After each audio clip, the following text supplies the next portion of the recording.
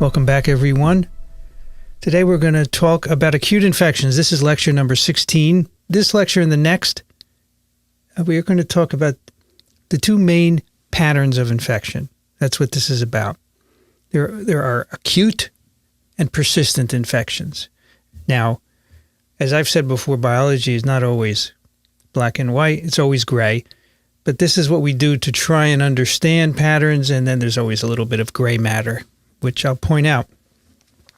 But here we have a chart which illustrates this idea of different patterns. So we have virus production on the y-axis and time on the x, and then the blue line is virus production, and the red is disease, signs and symptoms. So an acute infection, rapid onset of virus production, a short, limited period of disease, and then resolution. And resolution means you recover, you have an immune response, you recover, or of course in some cases you may die, unfortunately. And here are some examples of acute infections: rhinoviruses, rotaviruses, influenza virus. And the rest, they're all different kinds of persistent infections, which we're going to talk about a long time. But you can see the difference is the infections go on for the life of the host. That's the key. They're not always symptomatic. They're not always making virus. But the infections are never cleared. And why that happens, we're going to talk about next time. But today we're going to focus on acute infections, rapid onset of viral reproduction, short but possibly severe course of disease, production of large numbers of virus particles, and eventually immune clearance. Here's a typical course, which a good part of which you should understand already because it illustrates the induction of an immune response. So here we have virus reproduction again on the y-axis, duration. There is no time here because depending on the virus, of course, it could be very, very short or intermediate length. So we have initiation of infection at the beginning, which means the virus gets into you. Your innate infectious defenses are activated. So the red is virus production, right? Virus reproduction on the y-axis. And so initially the virus may overcome physical defenses, intrinsic defenses. The innate responses are triggered and those engage. And the innate defenses are shown here. And then if reproduction continues, you exceed a threshold where you need to have activation of the adaptive response. And so that's happening in here in this second rectangle. And then the adaptive response eventually kicks in, and that gives you memory. But as you see, the virus starts to decline before adaptive defenses are really at their height. And we're going to see some specific examples of that today. Eventually, virus is cleared or controlled. There are some cases when after an acute infection, virus may remain. But those are always the exceptions. And then, of course, you have immune memory. A hallmark of acute infections are inapparent acute infections.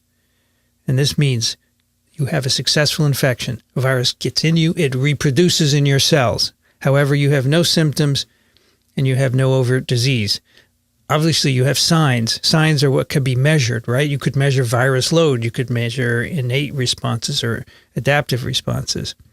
But as far as you're concerned, you're not sick. I've been fine the last 2 years, yet you're making sufficient virus particles to spread to others. And that's the insidious nature of acute infections. Many of them are inapparent, and that is how they spread in the community, as we say. Now, how do we know this? How do we know you're infected and not having disease besides asking you? Obviously, we need some other evidence, and that we do serological surveys. We collect serum from people, we measure antibodies to whatever it is that we're looking for. We're doing that now for SARS-CoV-2, and once the pandemic is over, we're going to do it big time to know exactly how many people have been infected, because the current numbers are way underestimated. The latest estimate by the CDC is that we're missing 1 in 5 SARS-CoV-2 infections.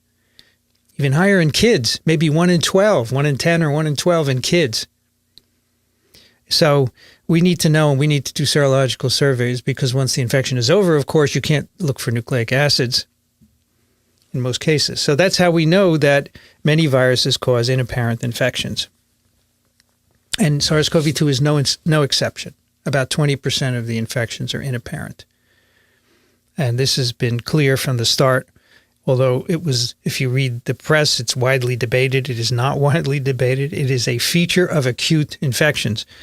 These features are characteristic of what I call well-adapted pathogens, like poliovirus.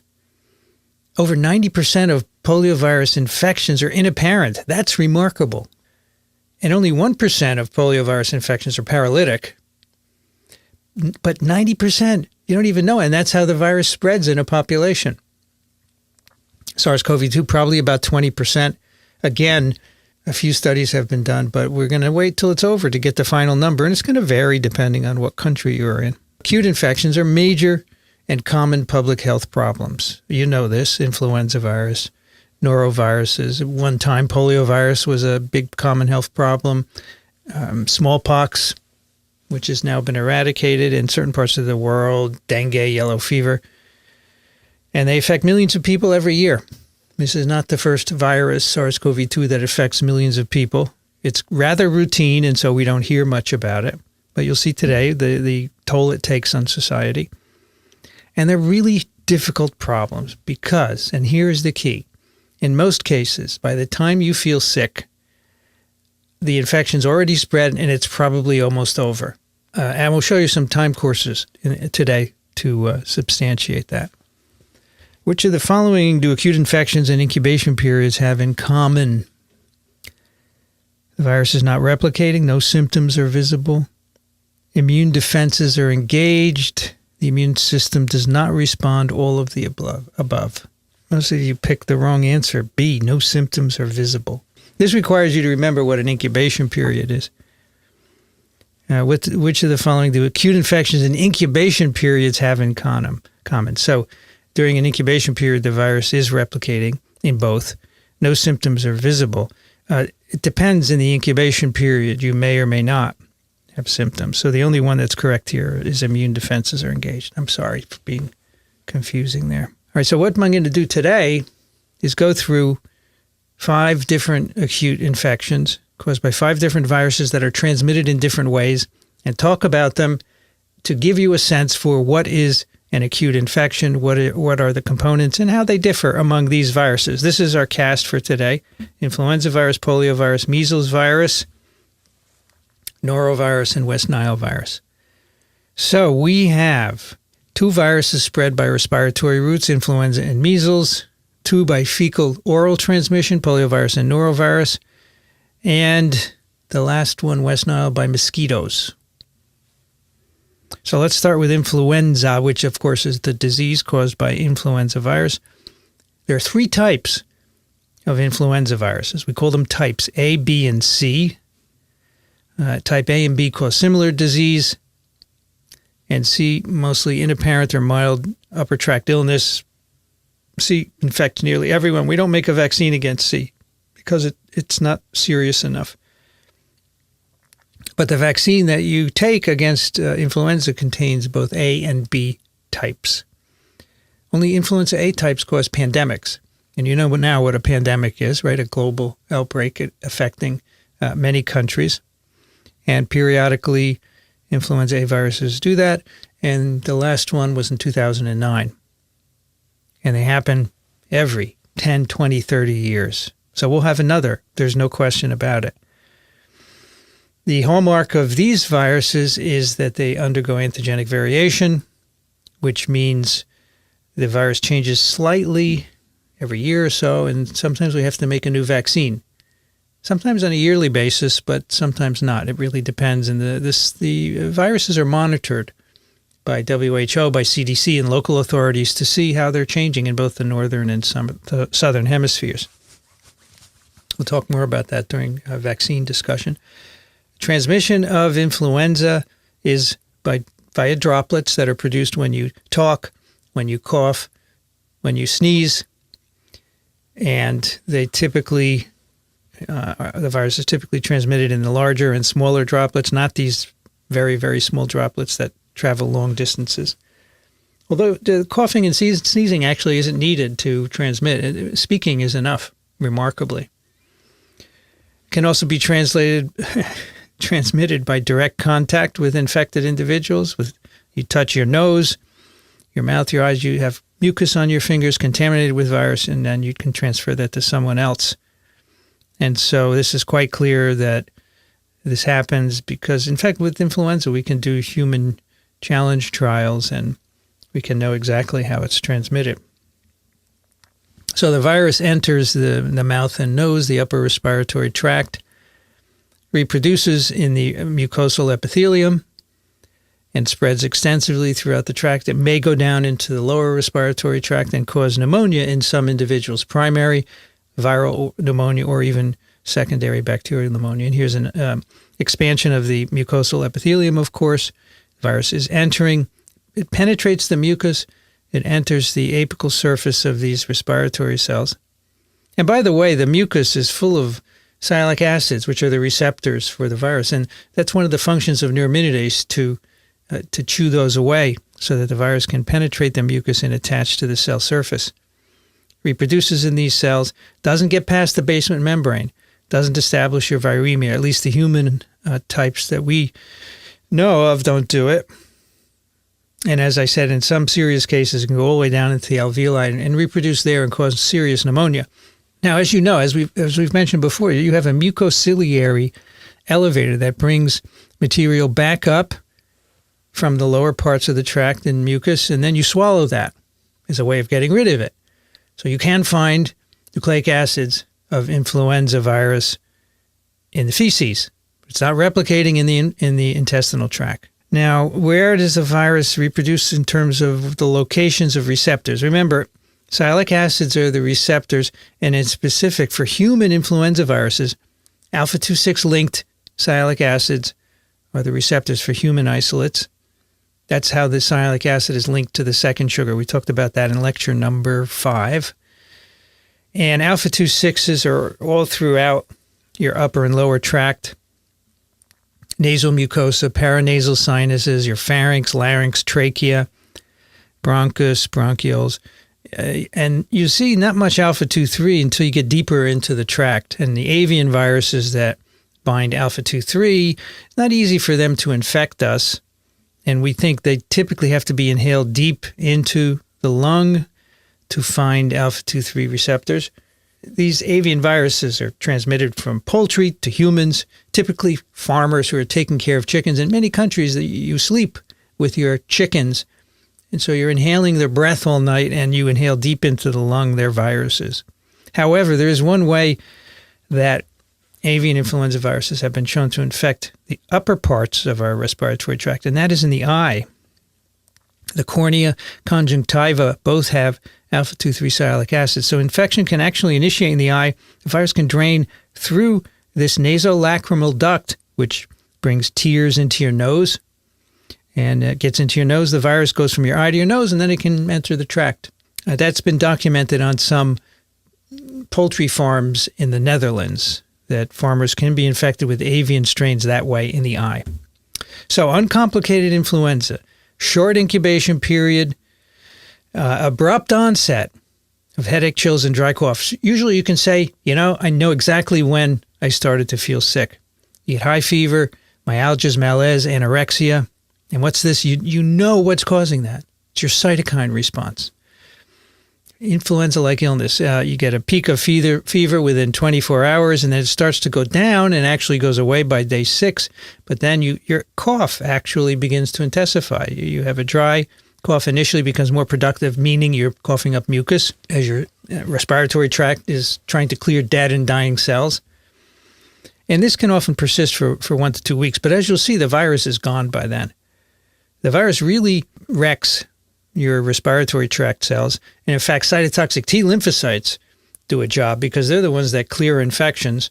They kill infected cells, and you have a while to recover from the damaged cells. You often have a substernal pain after influenza, right, beneath your sternum, and that's because of the respiratory damage caused by CTLs. Now, how do you diagnose influenza?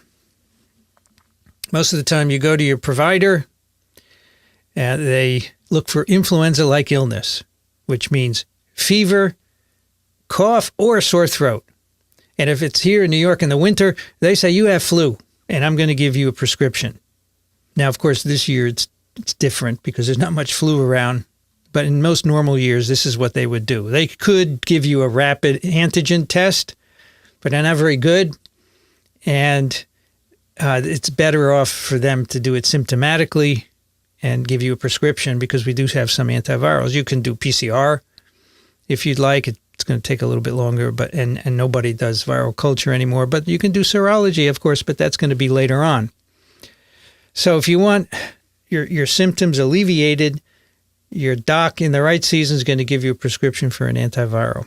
So let's take a look at the time course of infection. So here on the left is a experiment where volunteers were infected with influenza virus. Now you can infect people with influenza virus who've been vaccinated already, so they don't get very sick, but the virus will still reproduce in them. So we're looking at viral titers from the nasopharynx over time. So we inoculate them here. And you can see viral shedding, the black dots goes up. By 2 days, it peaks. And the symptoms are not far behind. Total symptom score, cough and all that, mucus production, peaks about a day after the virus peak, and then they both go down at about the same time. So this is an acute infection, really quick, and shedding pretty good before you probably even feel very sick. So you're infecting other people. Here's another experiment, again, a challenge. A few more data points. We have infection at time 0, and we have the peak of virus here. 2 days, look at that, after challenge, same thing, separate study, same result. And we have a peak of interferon more or less about the same time. Virus rapidly declines after that peak. It's really gone in this case by day 6. And here's your febrile illness, right, from about day 1 through day 6 or so. And I like these curves here. This is nasal wash, neutralizing antibody, serum antibody to one of the glycoproteins, and serum neutralizing antibody here. Do you think these have any role in resolving your infection? I don't think so. They're barely getting going by the time the infection is over. So I think this is cleared mainly by intrinsic and innate defenses. Now, you make an antibody response, so you're going to have memory. You make CTLs.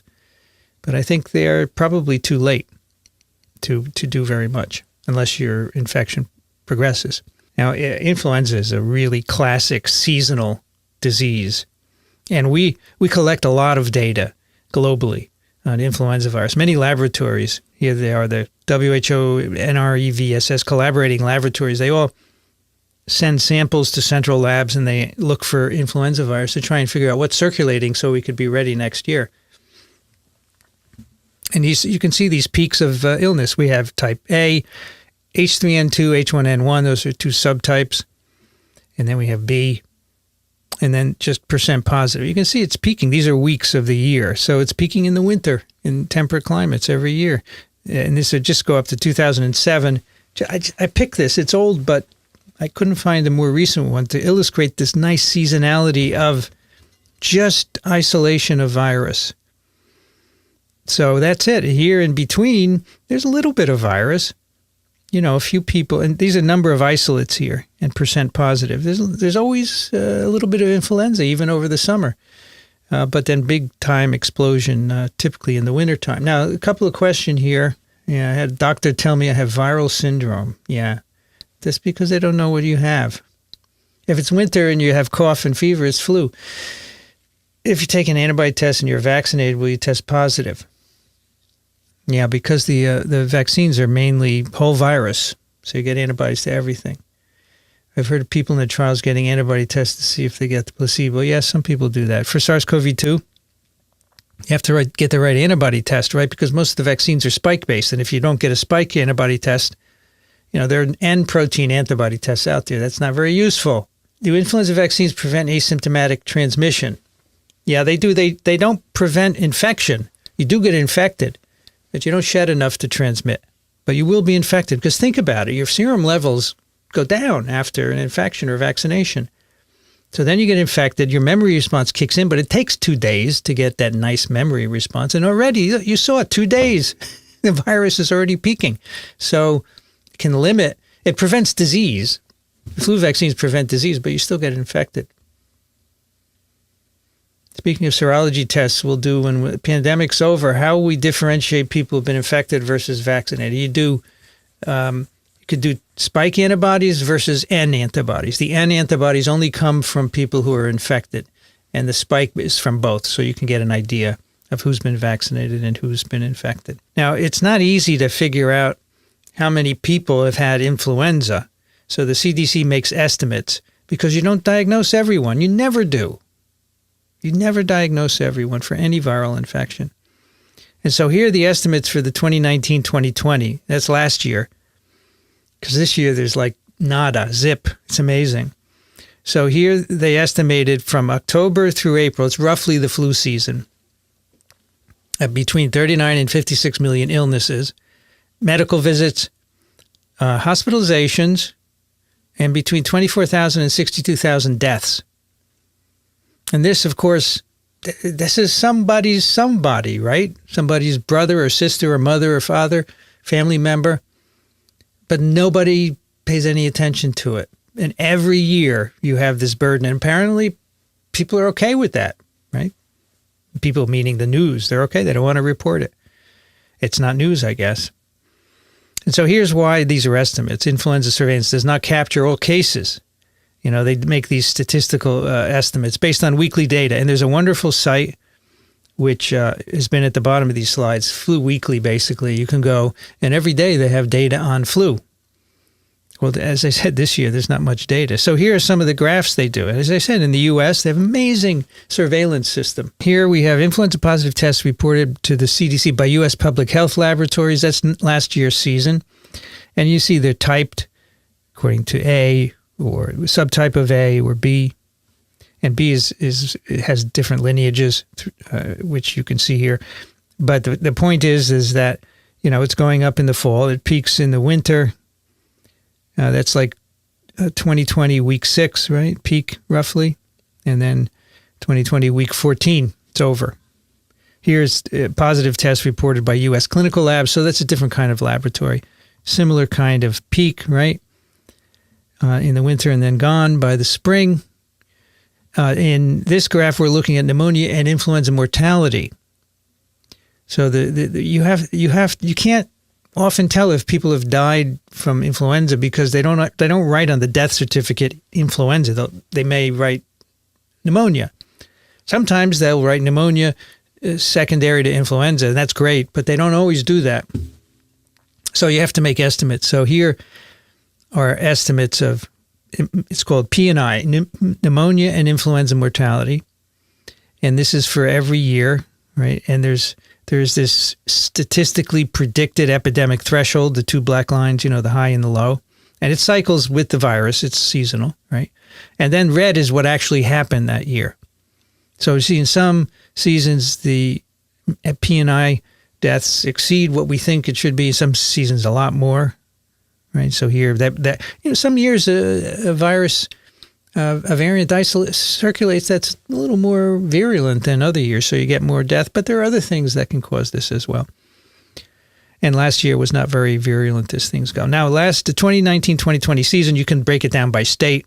Influenza-like illness, ILI, right? That's what I told you originally what the doctors look for. That's the activity level high. You know, the reds and yellows are high, moderate, low, minimal. So here was, I think, in March of 2020, you know, many states still had high activity and some states had low. And here on the lower right, I put in this year's map for this week. Oh, we're in March, right? Same month. Nada. Look at that. Minimal activity throughout the U.S. This is the site where you can find all this stuff. Really good stuff. And we suspect that masking and distancing and all that stuff has really knocked down influenza activity. I'll be interested to see the final numbers on predictions of death and so forth. It's not easy to tease out because COVID causes pneumonia deaths, so it's going to be hard to separate those two. And finally, another metric is percent of hospital visits for, outpatient visits, I should say, for influenza-like illness, reported by this network, the Outpatient Influenza-like Illness Surveillance Network. And this is for all different seasons. And so you can see, each season has a different color here. And some season, it's more people going to the hospital or outpatient visits. And the gray is the last pandemic, 2009-10, right there. You see a lot of visits. And also, it was not synchronous with the other. So this is all peaking in the winter here. And this one started actually in the end of the summer. It was really weird. But, here we are in 2019-20. That was last year. It was a reasonably severe year. You could see the red line here. And some years, like the orange is 2015, that's pretty mild, and some below the threshold, the baseline. So we monitor this in many different ways. And from year to year, it can be higher or lower. So someone's asking in that seasonal graph I showed you, why is 1 year higher? Some years are higher, some are lower. It may be the virus, it may be people's behavior and a mixture of the two. Influenza causes complications. You can get pneumonia as the virus goes down into the lung and destroys cells. You can get secondary bacterial pneumonia, which you recover from the viral illness, and then suddenly bacteria begin to reproduce and they cause pneumonia as well. Muscle pain can have cardiac involvement because as you're laboring to breathe, it puts stress on your heart. And if you're not in good shape, that can cause problems. And then a syndrome called Reye's syndrome, which involves encephalopathy and liver damage, probably not having to do with virus reproduction directly, but immune responses. We have antivirals and vaccines. All right, so you can go to the drugstore and get lots of over-the-counter stuff that probably doesn't do anything, but it might make you feel better. Or you can get prescribed antiviral drugs. We have a bunch, as you can see here. There's Tamiflu, Relenza, and Tamiflu and Relenza are both neuraminidase inhibitors, and we're going to talk about them later on. Tamiflu you take orally. Relenza is inhaled. Rimantadine is a entry inhibitor that we don't use much anymore because there's widespread resistance, and this is the latest antiviral that was approved. So it's an inhibitor of the viral endonuclease. You might not remember lecture 6, but the endonuclease is needed to cut the cap off of host cell RNAs, mRNAs, so that it can be used as a primer. And this was developed to inhibit that. Problem with these is if you don't take them within a day or two of symptom onset, they will not do you any good. So the day you feel not well and you go to the physician that day, you get a script, you take it right away. Otherwise, it's not worth taking because it will not do any good if you take these later. It's a rapid illness. I mean, ideally you would take it before, but you can't just keep taking Tamiflu all winter. That's a recipe for resistance. And we have vaccines. We have lots of vaccines, and we'll talk about those in the vaccines lecture, as we will also talk about the antivirals in more detail. Next question is, which of the following is characteristic of uncomplicated influenza? Transmission may occur via respiratory droplets. Incubation period 1 to 5 days. Fever peaks within 24. Coughing and weakness 2 weeks, all of the above. So someone asked, is rimantadine the same class as amantadine? Yeah. It's the channel inhibitor, blocks the protons from getting from the endosome into the virus particle. And almost every influenza isolate from people is resistant because it was abused for many years. In fact, farmers would feed their pigs rimantadine so they would not get flu because it can wreak havoc on pigs, makes them not grow, and that's not good for a pig farmer. So they put in their feed, and that made widespread resistance, which now we are paying the price for, right? Because we can't use it. All right, so this is good. I guess the question is better phrased. Is all of the above. This is all correct. Talk about measles. Measles is caused by measles virus, which is a member of the family Paramyxoviridae. It's an envelope virus with a negative strand RNA genome. It has in the envelope couple of spike proteins, hemagglutinin and neuraminidase, and fusion protein. And the RNA is a nucleoprotein, right? Because it has to have a polymerase in the particle to bring into the cell. There's an electron micrograph, beautiful EM. You can see the helical nucleocapsid. And this is one of the most contagious human viruses. The R0 is 15. One person, on average, can infect 15 others. There's one viral serotype, and infection gives you lifelong protection against disease, as does the vaccine. We've never had to change the vaccines. There's no antigenic variation. Transmitted by respiratory droplets and aerosols, those tiny ones that go long distance. This virus can be transmitted in those. So I used to say to my class, all the people in the back, 50 feet away, if I had measles, you could get infected. It could go that far.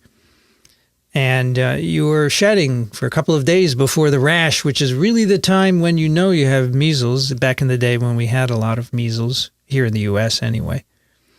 And almost everybody shows signs of disease. There's not a lot of asymptomatic infections here.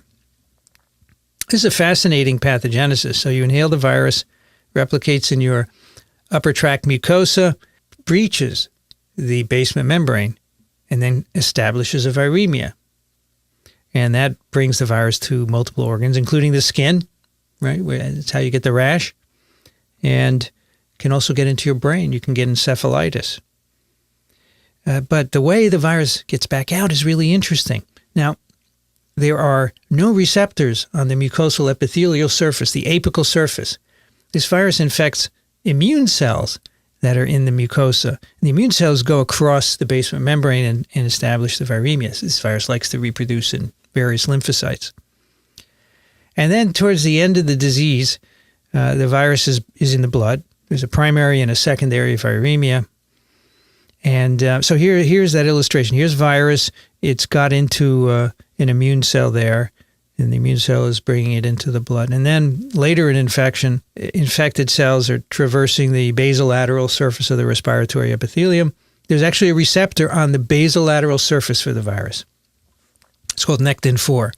Virus binds to it, infects the epithelial cells, and is shed apically. It's really interesting, right? Because there's no apical receptor, but there's a basolateral receptor, and that's how we shed it, because it replicates through the epithelium and gets into the lumen of the tract. So here is the time course. Here is your incubation period, your primary and secondary viremia, about 8 days. Your prodrome before the rash. So the prodrome is the time before the characteristic symptoms, which is the rash here. And then during the rash, you're still shedding virus and you're making antibodies and then eventually recover. See, it's 21 days. This is substantially longer than influenza, right? Still a still an acute infection, though. Uncomplicated measles, high fever, respiratory system, runny nose and cough, sometimes conjunctivitis. Koplik spots are quite common. What this is in the mouth, in the buccal mucosa. So these are teeth, right? That's tongue, in case you can't tell. This is the side of the kid's mouth.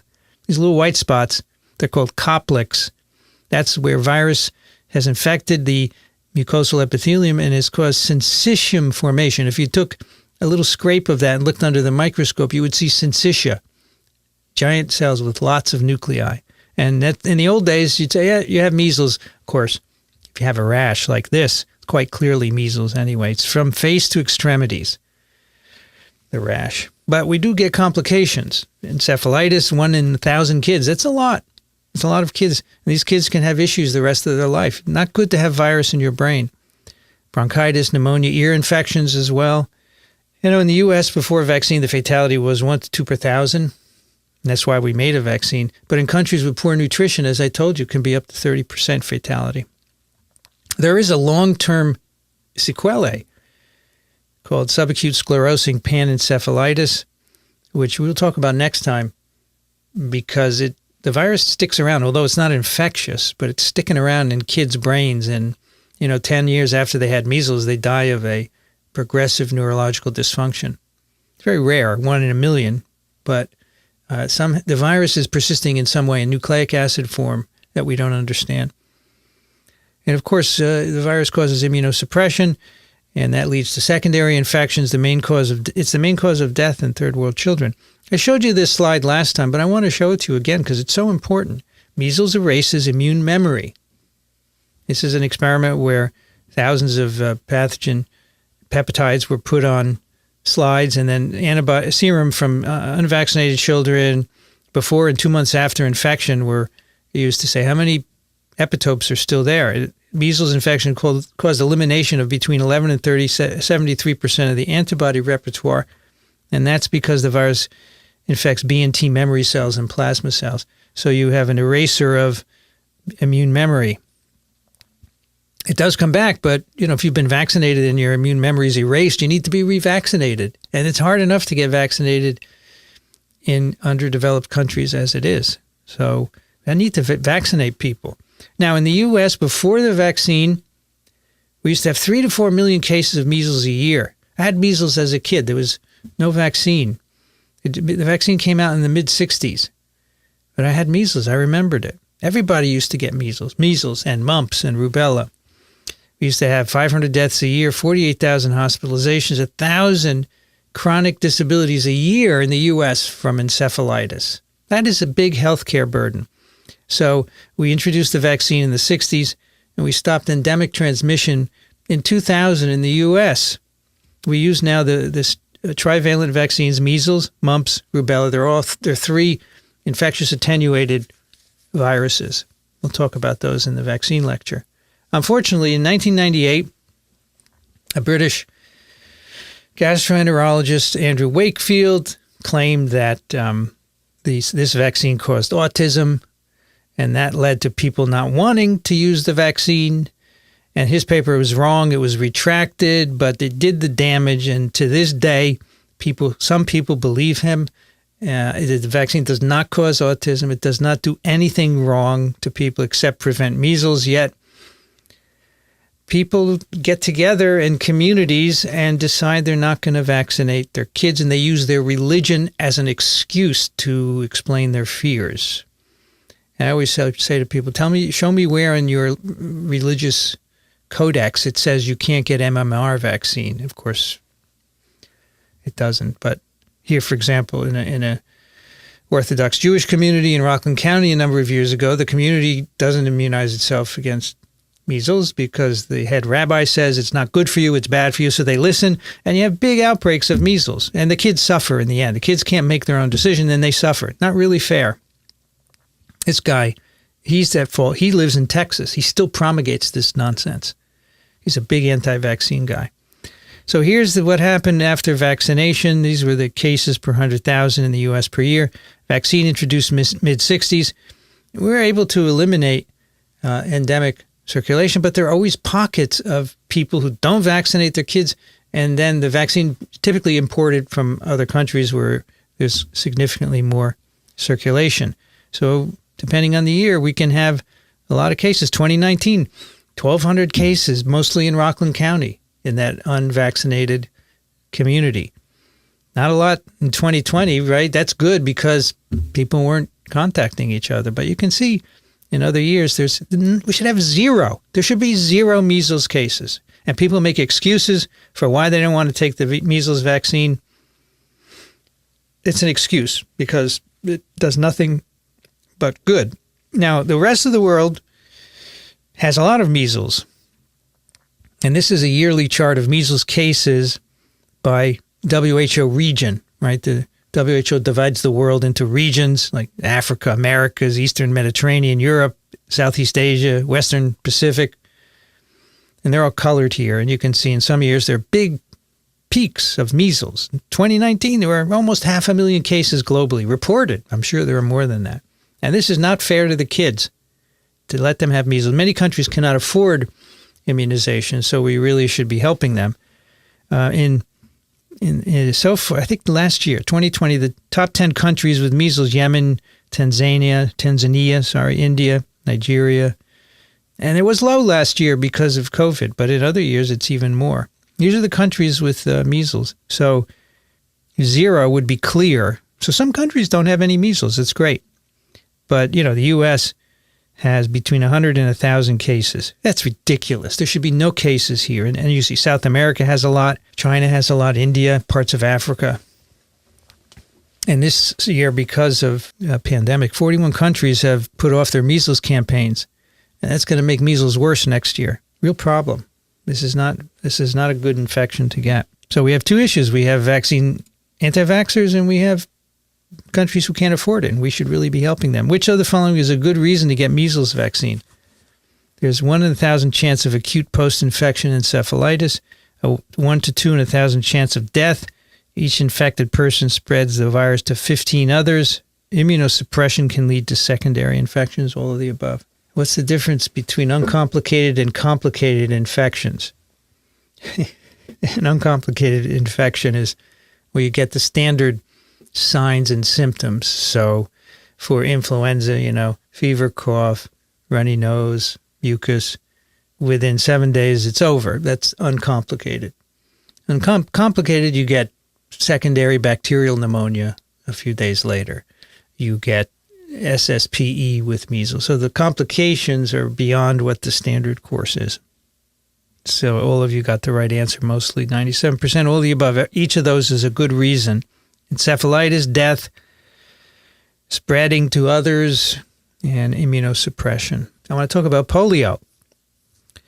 Poliovirus, which causes poliomyelitis. It's a icosahedrally assembled particle with a plus-stranded RNA genome in it, and it's about 30 nanometers in diameter. The pathogenesis is you ingest the virus through fecally contaminated material, particularly kids, very common to do that. Virus proceeds through the stomach. It's resistant to low pH to all the proteases that are there, ends up in your intestine and multiplies in the mucosal epithelium, shed in very high numbers into the lumen, into the feces. Huge numbers per gram of feces. Also, at the same time, the virus breaches the basolateral membrane, can get into the blood and establish a viremia. Only 1% of infections leads to invasion of the virus to the spinal cord and brain, and that can happen directly from the blood, right? There are capillaries throughout the spinal cord and brain. The virus can traverse those, or we think in some cases the virus is brought to the muscle via the blood. It enters the motor end plate, the nerve ending in the muscle, and travels by retrograde transport up to the motor neuron in the spinal cord and eventually gets up into the brain. You get paralyzed when you destroy enough neurons that innervate a particular muscle. And polio is typically a lower limb paralysis, which I think reflects the entry of the virus into the gastrointestinal tract. In the spinal cord, this is an example of what the virus does. This is actually a section of a transgenic mouse from my laboratory. Remember, we made transgenic mice that produce the polio receptor. They can be infected and develop paralysis. And here's a section of lumbar cord from a mouse that had been paralyzed a few days after infection. And it is stained for viral RNA. These green dots are showing you where the virus is reproducing. Those are neurons. You can tell they're big and they're pyramidal. And all the other cell types are not infected.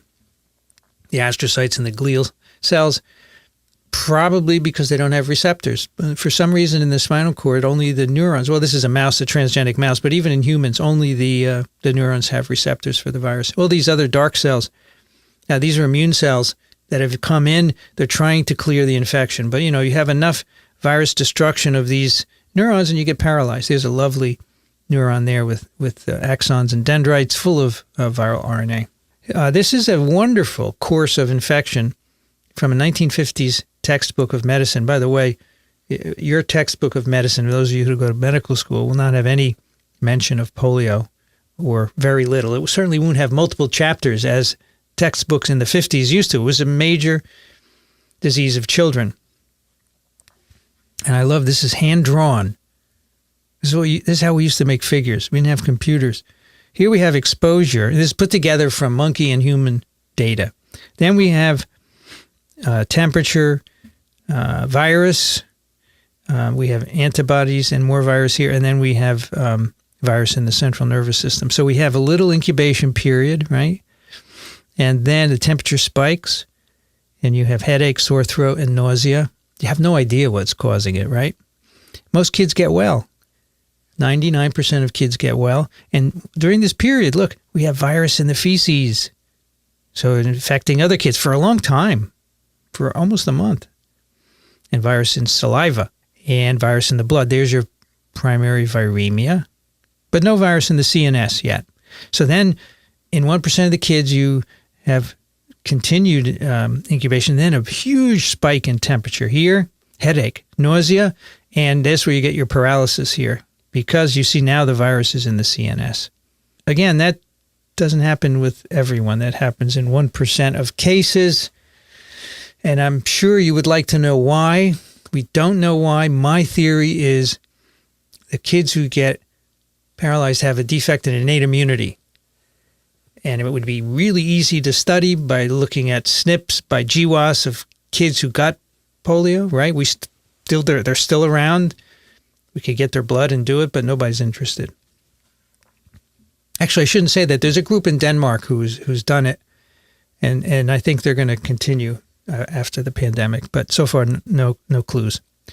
Pathogenesis, we're the only reservoir of this virus, fecal oral transmission. It's a seasonal disease. It peaks in the U.S. in the summer. There's one complication called post-polio, where 30 to 40 years after you may recover, 25 to 40% of people lose their limb function again. So you can recover, you can get physical therapy and walk again without crutches or wheelchair. And many people, then they lose their ability to walk again because it's not an infectious process. There's no virus anymore, but what happens is the virus destroys a lot of neurons, so you don't have a backup. As you age, neurons die, and normally it wouldn't matter, but if you've already lost a lot from polio, then you get paralyzed. And so that's what post-polio is. How did they know there were viruses in the feces in 1950? Plaque assay. Plaque assay was developed in the early 50s. This is what happened in the U.S., 1940 to 1990. So the virus, the polio as an epidemic disease appeared in 1900s, and then it peaked in the 50s. The baby boomers after World War II amplified the number of cases here. And in the 50s, we introduced an inactivated vaccine, and then in the 60s, a attenuated replication competent vaccine. And the last case of polio in the U.S. was 1979. In fact, we're on the verge of eradicating this globally, which I'll show you in the vaccine lecture. And now I want to talk about gastroenteritis. And here's a fact that was given to me by a Stanford University gastroenterologist.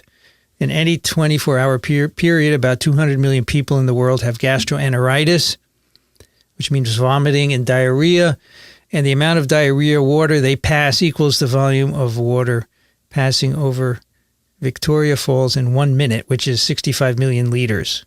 It's a lot of diarrhea, folks, mostly viral. I think this is just possibly the greatest factoid I know. And most of the diarrhea is caused by norovirus, a small RNA-containing virus, positive-stranded RNA, roughly the size of polio.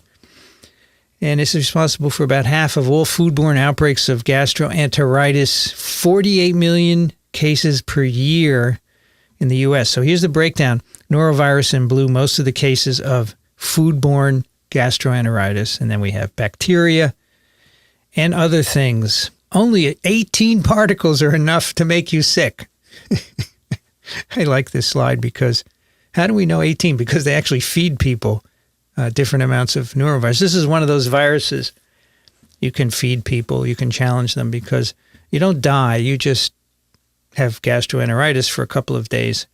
I think I told you, you can do, this is typically done in medical schools. Friday they infect medical students with norovirus and they can sample them all weekend as they're vomiting and having diarrhea. Then Monday they can go back to class and they get $300 for that.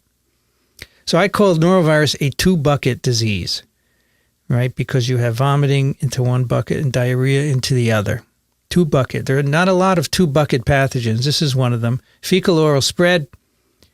And just like polio, the virus, you ingest the virus, typically in contaminated food, but there are other means. It retains infectivity through the stomach, infects the mucosal surfaces, and causes blunting of villi in the proximal jejunum. So here's normal villus, and here is norovirus-infected blunting. But we don't know why we have vomiting and diarrhea. We still haven't figured that out. For rotavirus, you may remember, there's a toxin that causes diarrhea. For years, people could not grow noroviruses in cell culture. And then it was learned that you need bacteria for it to grow. The blunting of the villi is temporary. The whole epithelium turns over every 5 or 7 days, so that's not a problem. And what they used to do is take stool or diarrhea from people who were infected, and they would filter it in the laboratory to remove bacteria, and then they put it on cells and it would never grow. And one day someone forgot to filter it, and it turned out if you leave the bacteria in, then the virus grows. So here is PCR for measuring genome replication over time in cells. These are B cells in culture. And if you filter to remove the bacteria, it doesn't reproduce it. If you don't filter it. So bacteria in your gut allow norovirus to infect cells. And we believe that the bacteria allow attachment of the virus to epithelial cells. And in the gut, so here is your intestinal epithelium. There's the gut lumen in blue. There's some bacteria in blue rods there. And the noroviruses there's murine noroviruses, which people study in the laboratory, and then there's human noroviruses, both on this slide. But the idea is that the bacteria have carbohydrates that bind the virus and perhaps get them across the epithelial surface into underlying cells. And we believe that the virus infects intestinal epithelial cells. They're somewhat rare cells throughout the epithelium, macrophages, dendritic cells, and T cells. And in vitro, you can demonstrate that the virus infects B cells as well. But again, you need a gut microbiome to be infected. Then the virus gets in the underlying tissues, like lymphoid cells here, and reproduces and causes the diarrhea by mechanisms that we don't understand. So this is a fecal-orally transmitted infection. Can also be transmitted by aerosols when you vomit, contact with contaminated surfaces, food, water. If you eat raw shellfish and the shellfish is in water where you're dumping sewage, the shellfish will take up the virus from the sewage and then you eat it raw. A good reason not to eat raw oysters, and although they're delicious. I stopped years ago. Raspberries too. If you wash food with contaminated water, or if the food handlers are shedding, there's a lot of asymptomatic infection here. That can infect you as well. Brief incubation period, sudden onset of vomiting and diarrhea, stomach pain, pretty quick illness, 2 days over the weekend. And about 30% of people are asymptomatic. So a lot of food handlers are infected and shedding. They go to work, they contaminate the food, and you have an outbreak. It's a common way. Shedding peaks a few days after illness onset and may persist for quite a long time.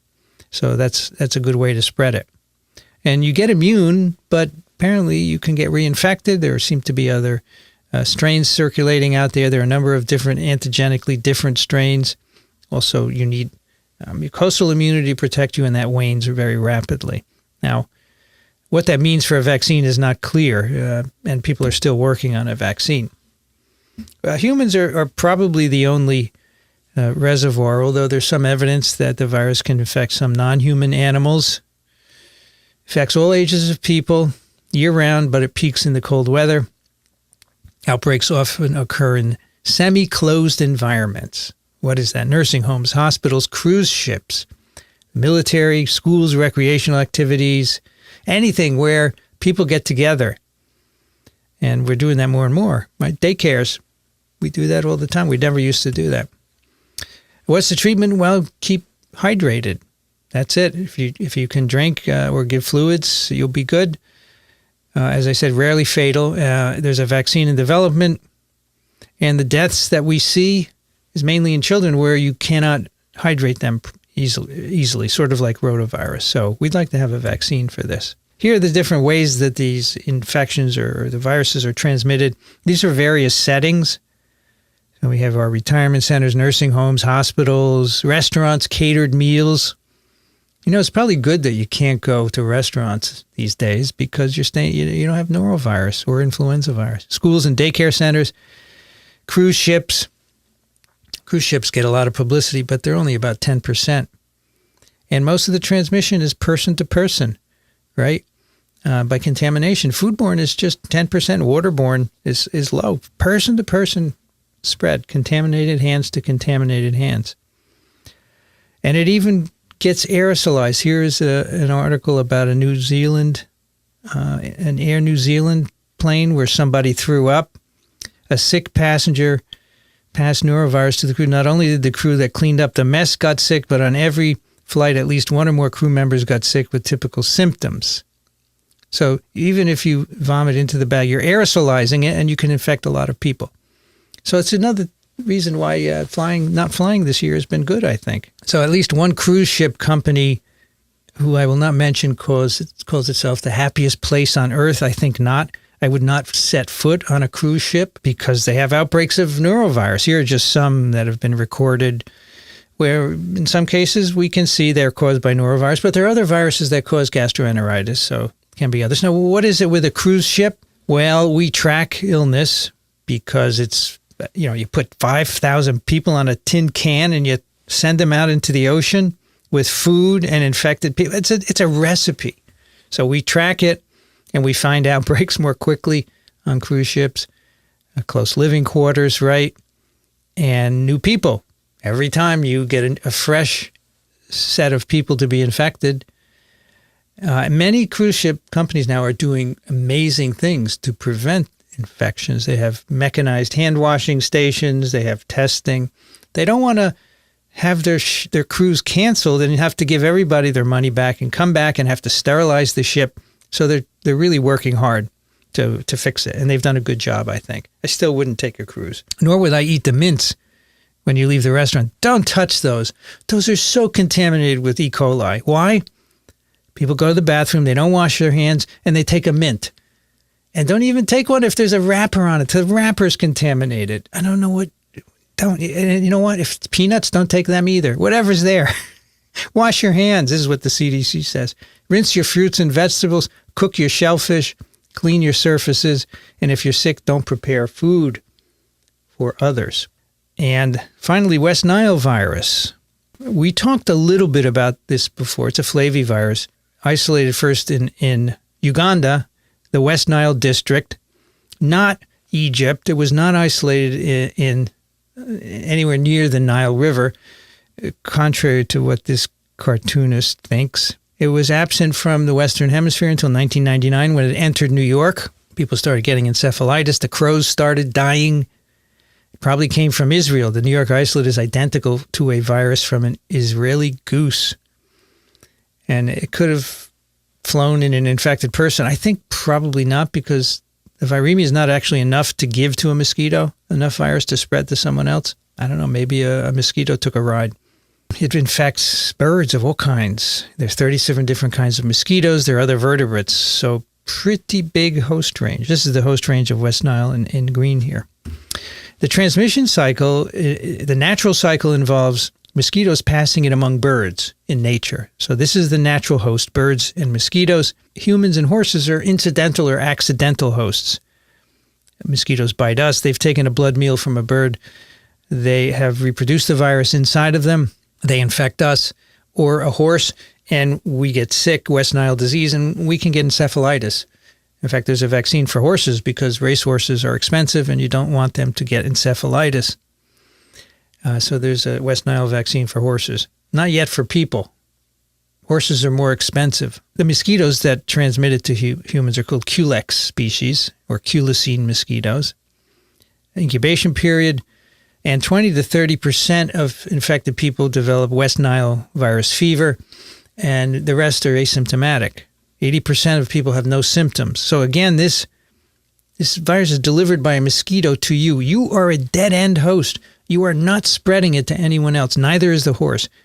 If mosquitoes bite either you or the horse, they will not pick up enough virus to transmit. You're not the natural host. You don't have enough virus in your blood. So a lot of asymptomatic infections. But 1 in 150 people develop neuroinvasive disease, and that's bad. Viruses in your brain. Headache, ocular manifestations, muscle weakness, cognitive impairment, long-term cognitive issues, even a polio-like flaccid paralysis, 10% mortality, and over half of these people develop long-term neurological sequelae. So it is not a good idea to put yourself at risk for this, and this is present in many states in the U.S. because the culisine mosquitoes are widespread. They go probably north of Massachusetts. They're certainly in New York and New Jersey.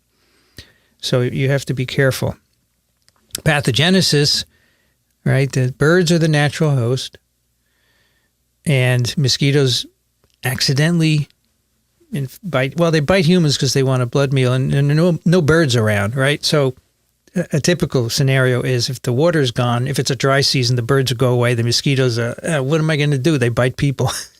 They give you the virus, reproduces in dendritic cells, gets into your lymph nodes, likes to reproduce in lymphocytes, and spleen also with lots of lymphocytes as well.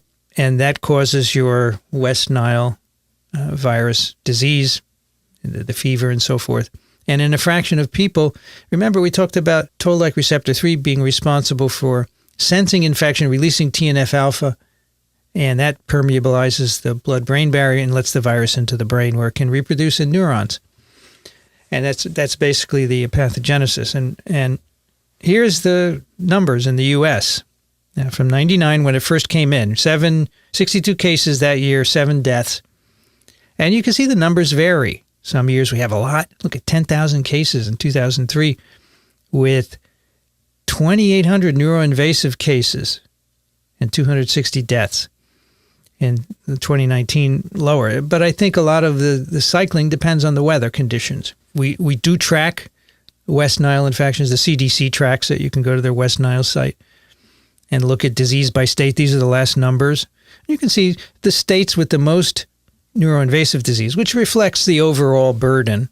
The dark states here, these are the ones with most of the mosquitoes.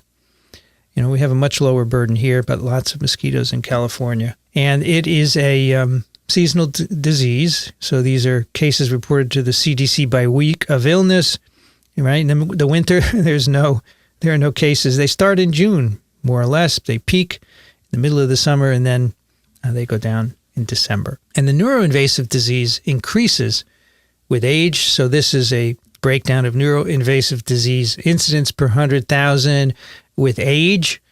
And you can see very little neuroinvasive disease at low ages. It begins to slowly increase until over 70, the incidence is quite a bit higher. So something about the immune senescence, I think, of aging makes you more susceptible to neuroinvasive disease. And how do you prevent this? Well, until we have a vaccine, and we don't have one yet, people are working on it. And who knows, maybe now we'll have an mRNA vaccine because we know mRNA vaccines work. These mosquitoes bite evening to morning. So, during the day you don't have to worry, but if you're out in the evening, you should use either repellents or use screens or clothing that will prevent you from getting bitten. And you can know where, in what states of the U.S. you're at risk for being bitten by these mosquitoes. In fact, many localities have spraying programs to try and reduce the populations of these mosquitoes. And as I said, human vaccines are in development. There are horse vaccines available because of the fatality in horses. I want to just make a few comments about viruses in the CNS, and then I want to talk briefly about SARS-CoV-2 as an acute infection. And we've talked today about 3 viruses that invade the CNS: poliovirus, measles virus, and West Nile virus. But all these viruses are effectively transmitted by shedding elsewhere. For example, the gut, the respiratory tract, or by mosquitoes. So getting into the CNS is a dead end in people for that virus. It cannot transmit to someone else once it enters the CNS. I view it as an accident of the pathogenesis, and it's not something that would be selected for, in my view. Transmission is selected for from host to host, but to get into the CNS is some kind of an accident. And I think any human virus that gets into the CNS is there by accident. And I think poliovirus is a great example where only 1% of infections cause paralysis, and that's an accident. And why that is, as I said, I think it has to do with innate immune responses. All right, let me just talk a little bit about COVID-19 as an acute infection. This is clearly an acute infection. I think I've shown you this slide before. If not, here you go. Here we're tracking viral RNA, the purple line. There's the exposure time, TE. And then we have symptom onset TS, and you can see the viral titers peak. This would be in the upper tract at around the time of symptom onset. So you have an incubation period of 2 to 14 days. And then you have the viral symptom phase where you have the typical flu-like illness. And within 7 days, the virus is gone way down. This is the infectious level, the green line. So below the green, you're no longer infectious. So you're really only infectious a few days on either side of symptom onset. That's the acute infection, about a 2-week disease period. And then you see later in infection, your antibody levels are rising. So these have no role in your recovery from infection. But they will protect you against the next one, the memory cells. Of course, then in a certain number of people, maybe 10, 20%, you have this inflammatory disease, which may happen and may go on for weeks, where virus is very low, viral RNA is very low. Probably not much infectious virus in these patients, but they have inflammatory reactions, which we are not really understanding yet. They're caused by immune overreaction, and these are the ones that can be fatal. So that's what I mean when I say an acute infection is kind of a gray area. We have this defined period of disease, uncomplicated COVID-19, and then you have complications, which I view this inflammatory phase. But there's no virus, so the infection is over. These are sequelae. Unfortunately, we now know there's long COVID, right? And so that is, again, not an infectious period, but it's beyond the original acute infection. So here we have a breakdown of sequelae according to age. So, asymptomatic and mild disease, about 80%. And I think asymptomatic is about 20%, but we'll have a better idea of that later. And these are the, 80% are these either asymptomatic or flu-like illness. And then depending on your age, you can have severe disease. 14% and 5% can lead to death. So this is the acute infection here. These are sequelae. And they're not, but it's not a persistent infection because virus is no longer there. And long COVID, of course, people in any of these phases can develop long-term symptoms. These can involve the respiratory system, the cardiac system, the gastrointestinal system, the skin, and the CNS. We don't know how long they go on, but some people at 4 months still have loss of smell and taste, which started here in the early onset. So it's an acute infection, but it's very unusual, obviously. The last thing I want to show you is periods of shedding and transmissibility comparing influenza with SARS and SARS-CoV-2. So we've talked about influenza. We're looking at virus shedding, infectiousness in this graph. And symptom onset would be 0 here, the red bar in this bar above here. So you have an incubation period for flu, 2 days or so. Symptom onset coinciding with shedding peak, and then a rapid decline. I've shown you this before in an earlier slide. SARS-1, SARS 2003, 4 to 5 day incubation period, and the shedding peaks at about the time of symptom onset here. And at that point, over half of cases are hospitalized. And so they were in an area that could be contained.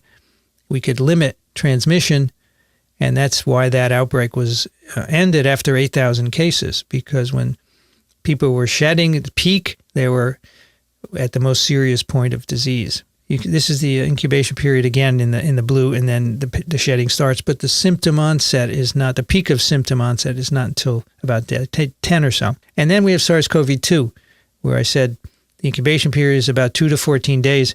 And then the symptom onset correlates with the peak of shedding, and then a rapid fall off within, say, 7 to 10 days of virus, and then end of symptoms in most of the uncomplicated COVID. So that's why these are acute infections. They're all resolved. The incubation periods vary, the shedding periods vary, but in the majority of cases, the infection is over. And the symptoms that linger, the long COVID and so forth, the complications of flu, it's apart from the acute phase. Now, that's very different from persistent infections, where, as I said, the virus is with you for your lifetime, essentially, and you may have bouts of reproduction and disease. We'll talk about persistent infections.